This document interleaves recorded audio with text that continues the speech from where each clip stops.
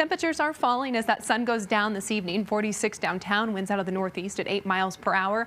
Will drop quickly by 9 p.m. 30 degrees, and by 11 p.m. we'll be in the mid-20s, and we could start to see some dense fog develop right here in the Denver metro area, creating some difficult travel conditions here in the city and up north along I-25. On the satellite and radar, dry conditions right now. We are seeing increasing cloud cover ahead of our next storm system, currently in the Pacific Northwest, bringing snow and rain to that region, and it'll move in tomorrow, bringing snow not only to the mountains, but back here in the Denver metro area as well.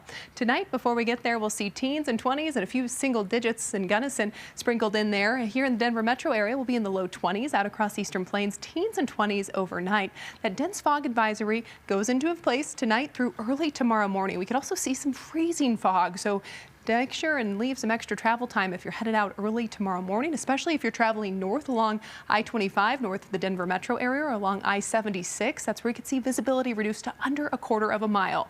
So dry conditions tonight, but then we start to see those changes come our way tomorrow. We'll start out with cloud cover in the morning. Snow will start to move into the mountains by the time we get to the afternoon. And then by the evening hours, that's when snow will spill over to the Front Range, pushing out across eastern plains where we could see a few heavy bands of snow.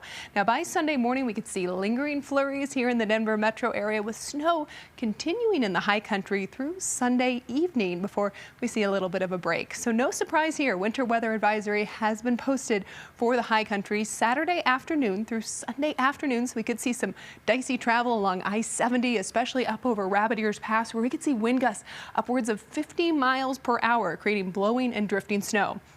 Real bullseye of the system is going to be the northern mountains, where we could pick up 10 inches of accumulation by the time we get to Sunday evening. Here in the Denver metro area, finally going to see some snow as well. Most of us along the I-25 corridor are going to pick up between 1 to 3 inches, but out across eastern plains, it is possible to see up to 6 inches in some locations where we see those heavier bands of snow. Besides the snow, we're also going to see a cool down coming our way thanks to a passing cold front. We'll see temperatures in the 30s up in the high country tomorrow, 40s here, so good 10 degrees colder, closer to where we should be for this time of year here in the Front Range. We'll top out at 41 here in the city, as well as out towards Aurora with 50 in Castle Rock. On the Super 7-day forecast tomorrow, first alert weather day for those changes coming our way. The dense fog in the morning, then that afternoon into evening snow here in the Denver metro area.